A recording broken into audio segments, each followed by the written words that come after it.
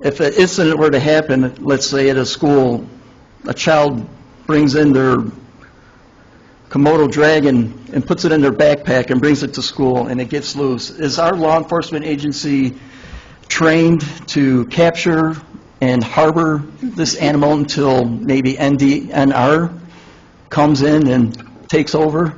No, and we don't want to either. Okay. Right. This is complicated. This is not an easy thing. I agree. That's why we had Ali come back out and stuff. Yeah, too. No, Your Honor and everybody, I've been listening to this too. What is wrong with going to a zoo? Okay? If I could get away with it, I would clone a velociraptor. Okay? What are you going to do with that? Just say if it's something the fire department or the police have to come there. Like I said, if I could get away with it, I would clone a velociraptor. What are you going to do with that? I mean, you got to draw a line somewhere. The truth is, not everybody gets the chance to go to the zoo. Believe it or not, not everybody could go to Asia, Africa, Australia.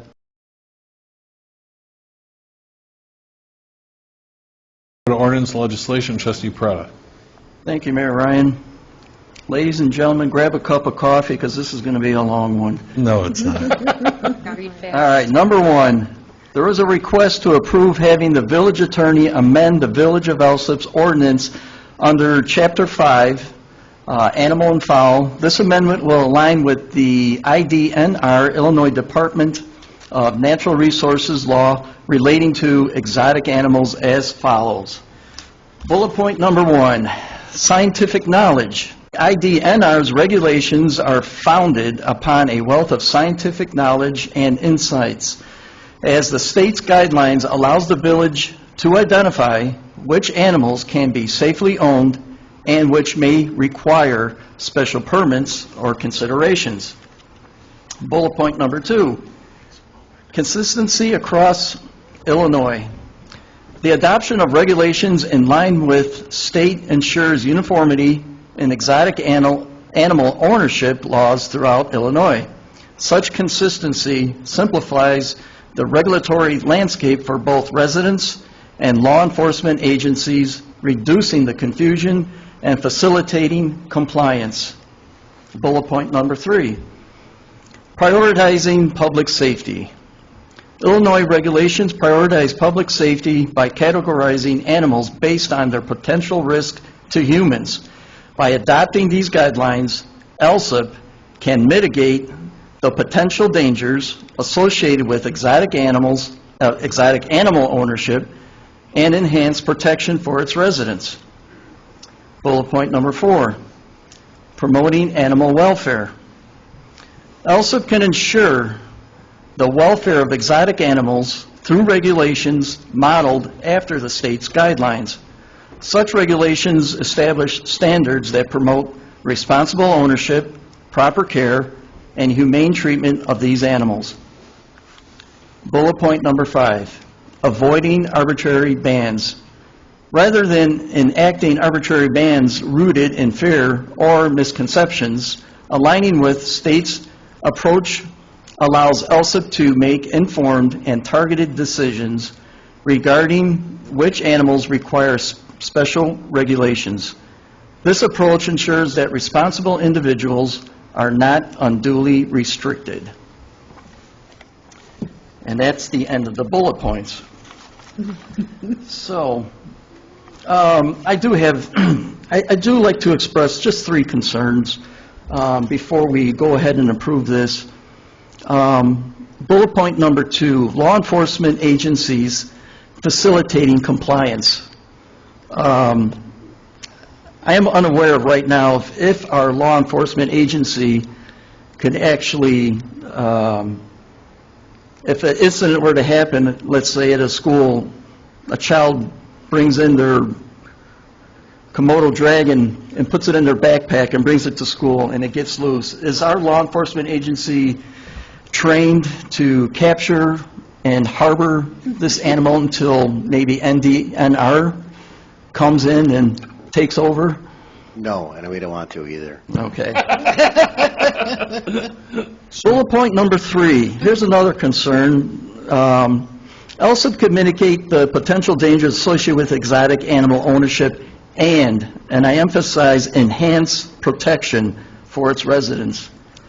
Is it written anywhere in our ordinance, or should we add language on how we are going to enhance protection for its residents?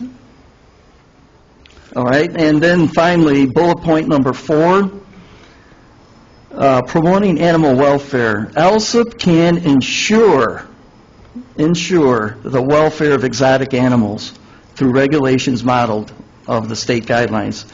So, to ensure welfare of exotic animals what does that mean? Is our health department going to go out and make sure that they're harbored correctly and being fed correctly? I mean, is our health department trained?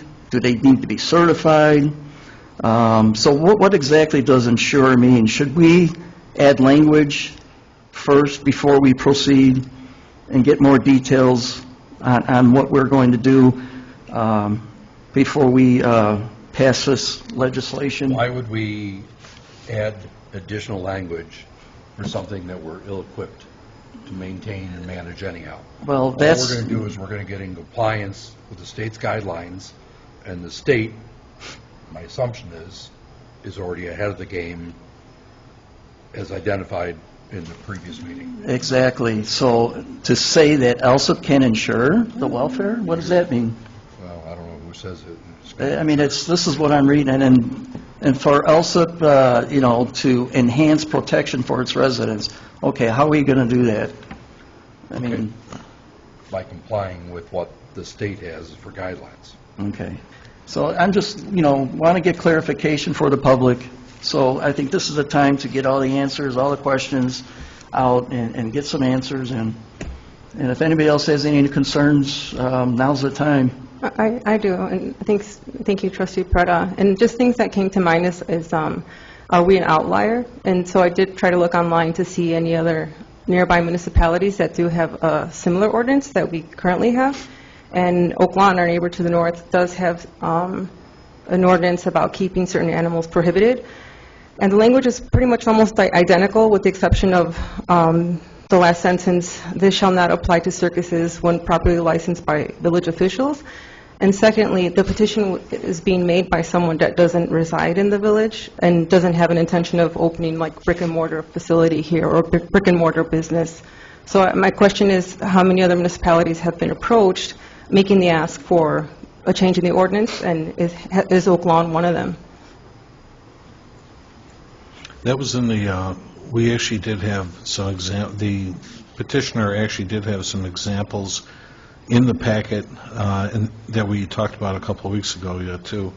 I know, I guess most specifically, Ali, can I ask you to come up to the microphone for a minute, please? Certainly the reason for this meeting is this is a committee meeting, and certainly you've got 5 out of 6 trustees here this evening that are certainly that they decide policy and expenditures, and this is where they can evaluate, because it was just a lot to digest when we spoke last time. Give everybody a couple of weeks to read over and so forth. Was there a particular species or a particular animal that you were trying to, like in your business, let's say with the reptile den, that you were trying to bring in as far as educational went to, like to the schools? Was there, because like when you read here like about boas and pythons and stuff like that, I mean, I used to know people that actually had these, and that people still do. People have these as pets and stuff like that. Is this one of the species that you're talking about yet too? It is one of them, because boas and pythons, they are constrictor snakes. And I mean, they vary from 2 feet to, 18 feet. So, and when I proposed the amendment, it wasn't necessarily on the angle of, for me to conduct business myself. It was more so just to allow, if people want to harbor that interest in Alsip, they could, safely like buy a snake or something that would be illegal. And the vagueness of the law classifies a lot of reptiles is illegal, because a snake doesn't have any arms or legs, so it could really only constrict, right? So that in theory makes most species of snakes illegal across the board. So can you actually, because I don't know, this is out of my regular field of work, but can you actually walk into a pet store and buy a boa constrictor? Yes. So the most common, ball python. They're native to West Africa.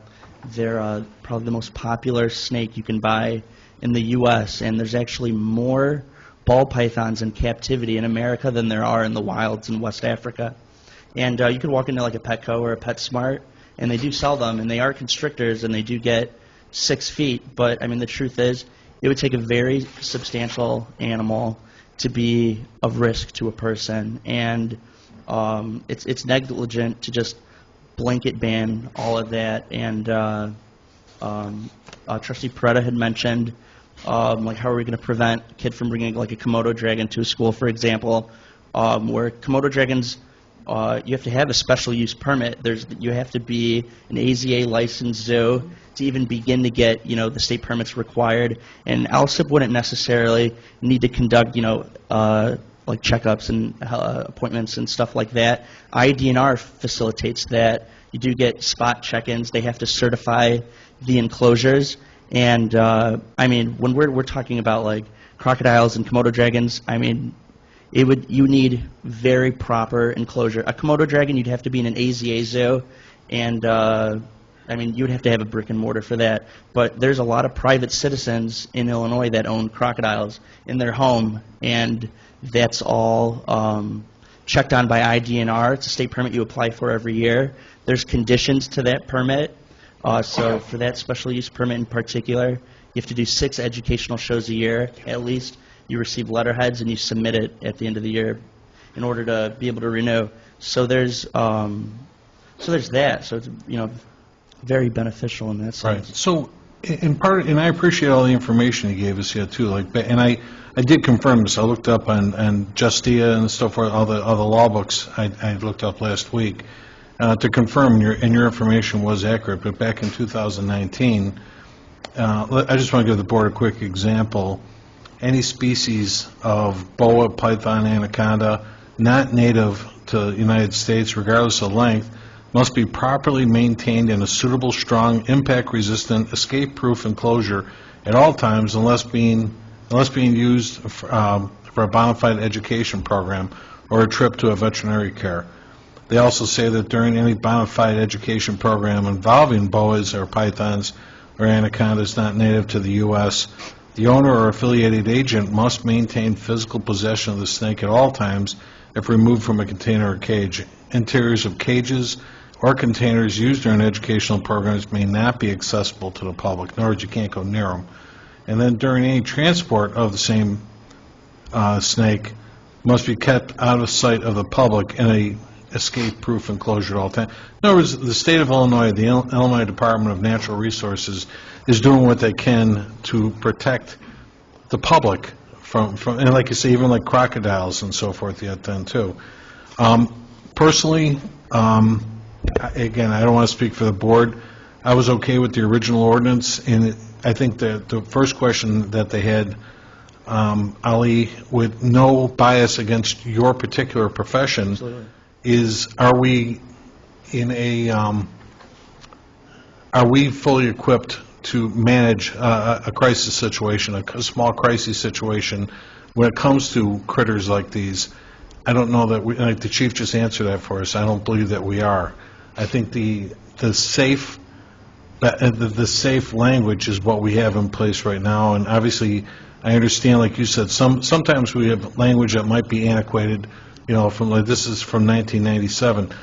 Give me an example, though, too. Have you asked for the same, like, in any other community around here, and what kind of response have you got from them? So I haven't, and the truth is, we used to live in Berwyn, and our apartment had flooded, and we broke lease, and while we were looking for an apartment, and I had my whole menagerie there, and we were looking for apartments, and we were going to move into Alsip, but we checked the ordinances, and it was like, I mean, there'd be no way, because I'm seeking to get others. I have some state permits, but I'm seeking to get more, and it just wouldn't work in a city like this. So we live in countryside where it's open. We made that decision. Okay. And Countryside's okay with that right now, too? Yeah, it just defers to the state. Okay.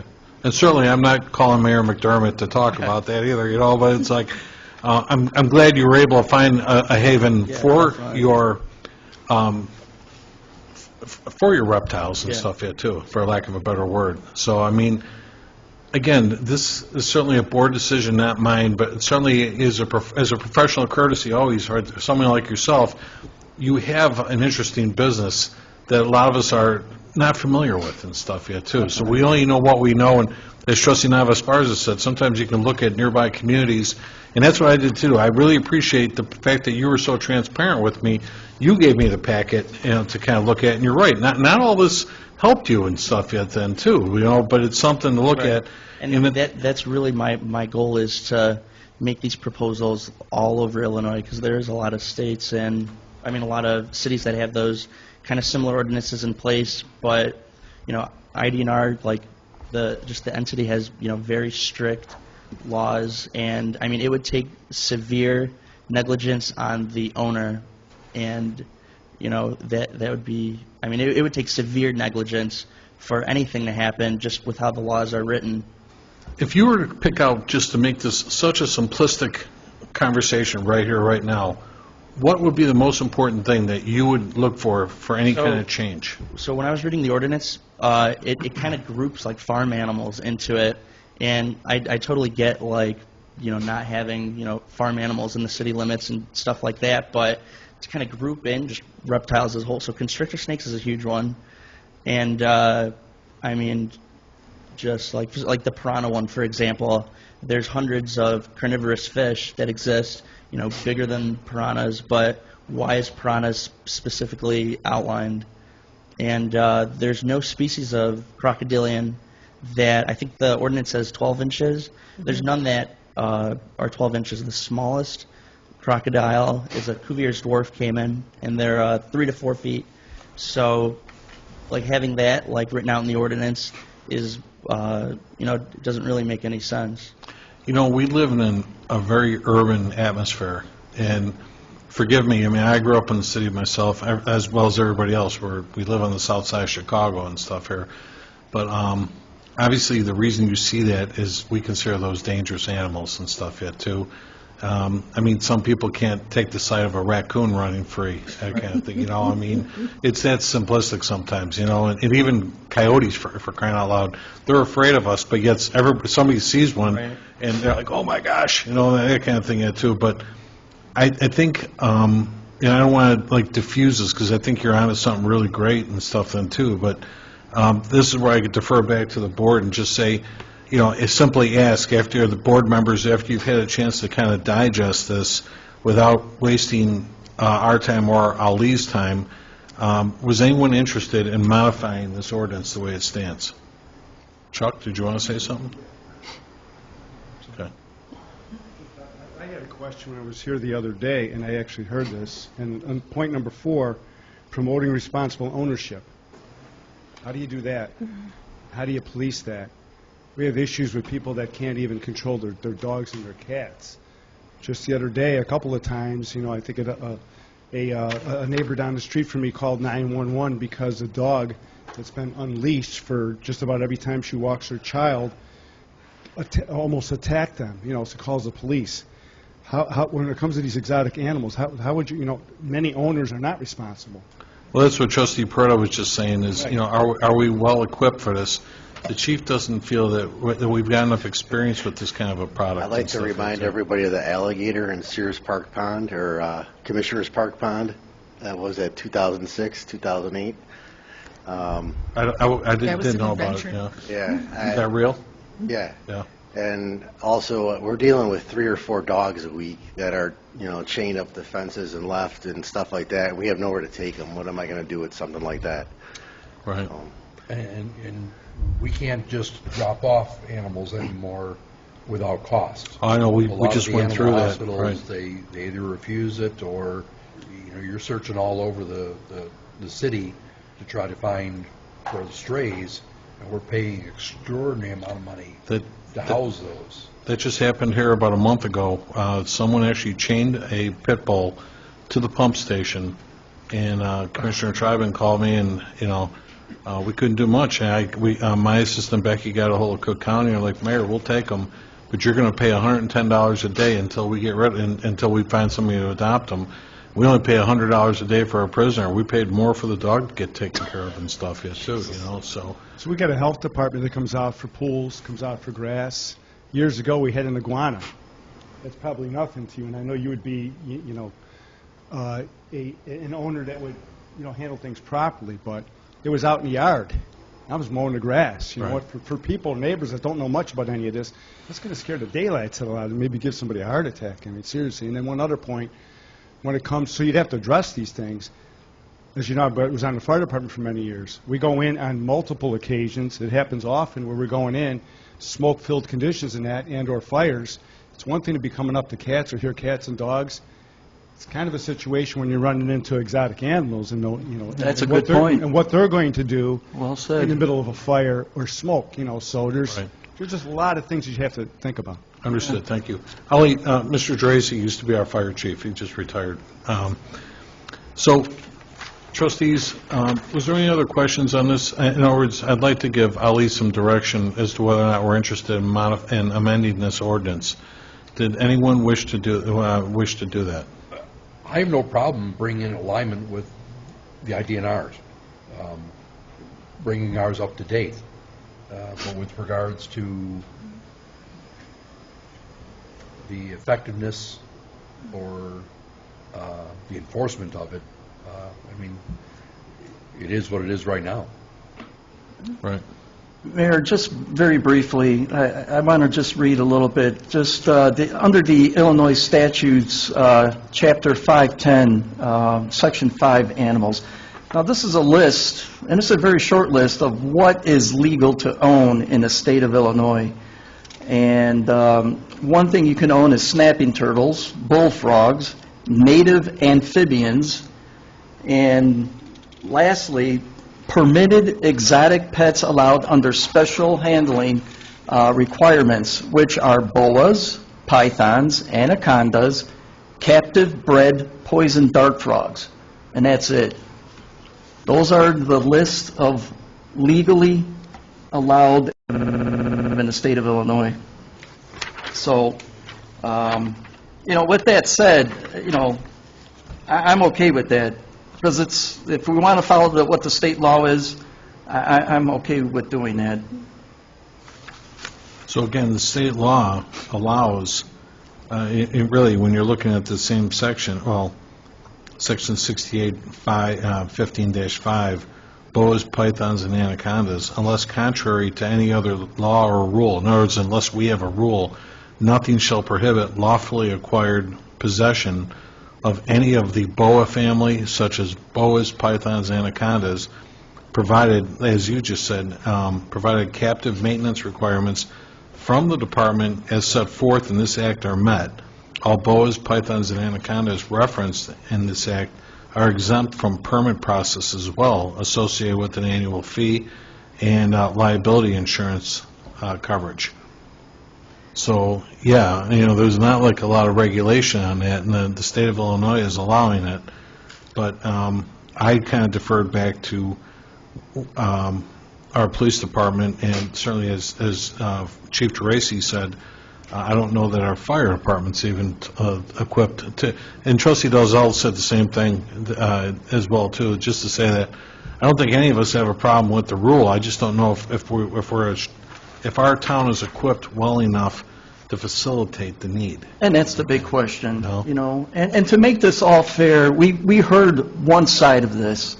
Let's face it, this is a highly controversial subject matter. The state of Illinois, we have a comprehensive ban. We're among maybe 18 states that have this comprehensive ban. There are only basically 4 states that have no ban at all. But here, on the flip side, too, I mean, we haven't heard anything from the animal rights activists. How do they feel about it? Organizations like Born Free, heard from any naturalists or biologists. Let's face it, some people will say animals belong in their native state. To take them out away from their natural habitat, an animal, for example, when you harbor an exotic animal, an animal shows no pain. And as humans, how do we know if that animal's suffering, has pain, for example? That's what we defer to the expert for that, but I think this was basically exactly. just for educational purposes. And that's, to have an exotic animal is a complex thing. You got to provide simulate a natural habitat. Their diets are very complex. And once again, how do you know if it's sick? Wild animals don't exhibit pain. And there's a reason for that. Out in the wild, when you show pain, well, you're showing weakness, and a predator's going to get you. Predators look for the weakness, right? When they're hungry, that's where the saying came from, work smart, not hard. And that's what animals do in the wild kingdom. They work smart. They go after the weak because it's easy targets. So that's why animals, it's in their DNA. They don't show pain for that reason because they don't want to show weakness because they'll get eaten up. But for a human to figure out does my exotic animal need treatment for an illness, it's hard to tell. You need a professional. And to find an exotic veterinarian around here, as far as I know, when I looked it up, the closest one is in Elmwood Park. That's 25 miles away from here. Mm-hmm. There's not too many exotic animals. Most importantly, out of everything that you listed there, you haven't heard from the public either. Exactly. Before you were to move forward with something like this, I think you'd have a lot of upset people that didn't get a chance to find out ahead of time right. and weigh in if you were going to go that far. And I agree. And that's what I mentioned about, the resident input. The petitioner does not know and respectfully doesn't live in Alsip. No, Your Honor and everybody, I've been listening to this too. What is wrong with going to a zoo? Okay? If I could get away with it, I would clone a velociraptor. Okay? What are you going to do with that? Mm-hmm. Just say if it's something the fire department or the police have to come there. Like I said, if I could get away with it, I would clone a velociraptor. What are you going to do with that? I mean, you got to draw the line somewhere. Right. All right, thank you, sir. Go ahead, Ellie. You want I would just like to briefly mention that reptiles do definitely exhibit pain, and these animals are very far from the wild. Now, most pythons and other species that we have in America have been being captive bred constantly over for the past, 50, 60 years. So they're very much captive bred. And I care for many of my animals, and the truth is, you could, it's just like taking your dog to the vet. You get prescribed medicine that you administer to the animal, so they very much do exhibit pain. And like snakes get respiratory infection, there's very clear signs. And people say they could read their dog. It's no different than a reptile, but I get it's very abstract, right? Because you guys may not be, reptile owners, and the truth is, not everybody gets the chance to go to the zoo.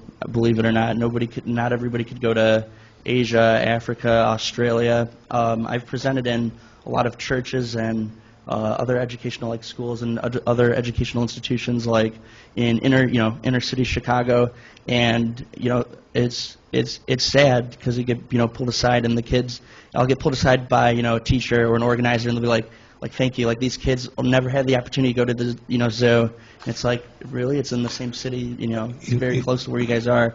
So, the truth is, there's in zoos, not all species are shown. I have a western hognose that's endangered in Illinois that would be construed as illegal here, but I have state permits to own it for educational purposes. They don't have that animal in the zoo. So, how do you start that conversation with a kid? You know other what than it is, placing Ali? it in front of them. Is that, I believe what Trustee Peretta is kind of deferring to is, you're talking about serious novices. You're talking about folks that have never owned something like this, and might went to a store, might went online. I want to get that, I told you years ago, I'm going back to the 80s. I knew a couple of young ladies who lived downtown, and they each had 8-foot boa constrictors for pets. And they took care of them really well. I've actually fed them before, It took me a little bit to get used to that and stuff yet too, but I've actually fed those boa constrictors.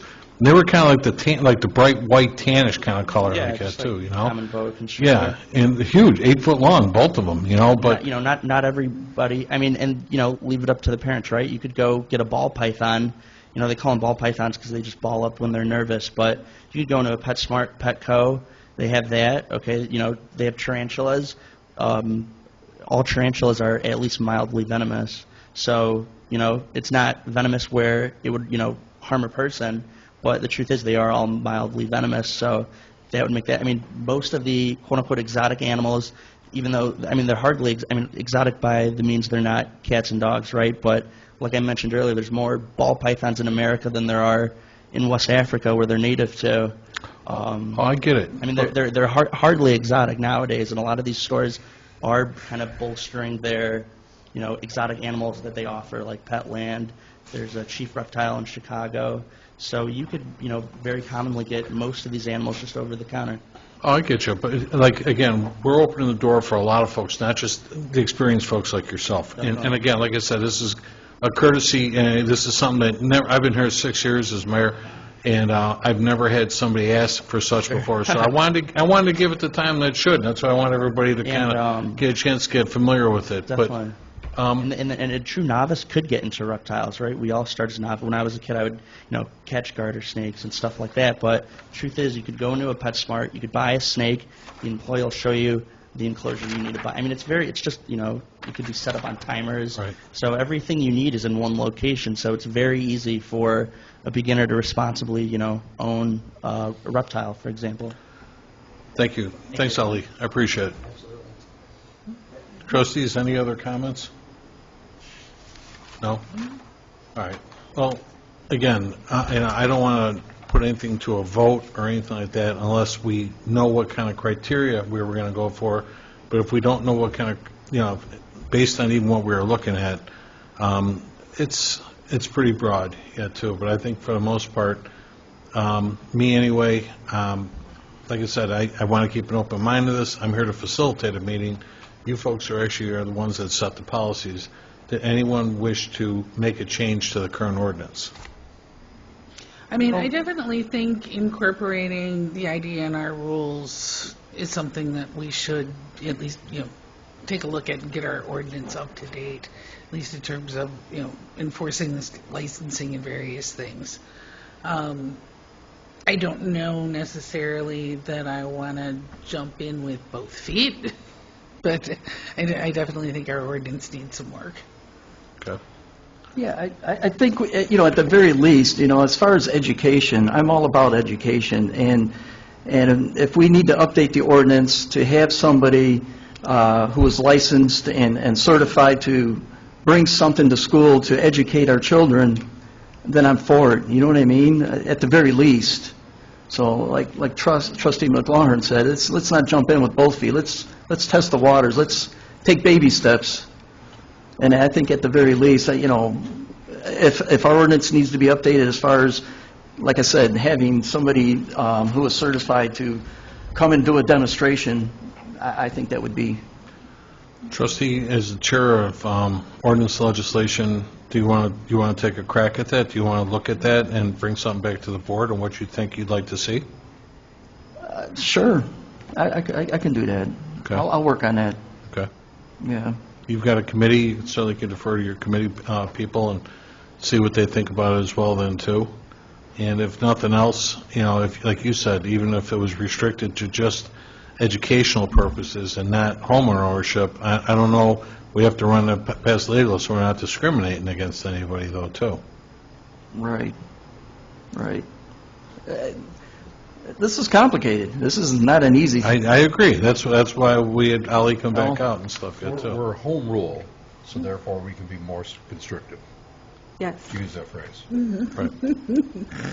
That's fine. I just want to be fair to the conversation, but I think Trustee Pryor, you're onto something, and, yeah, if you want to, you've got Ali's contact info, you can reach out to him if you need, or I can get it to you. And for anybody to come in, if they're state certified, licensed, they can do it for educational purposes. Right.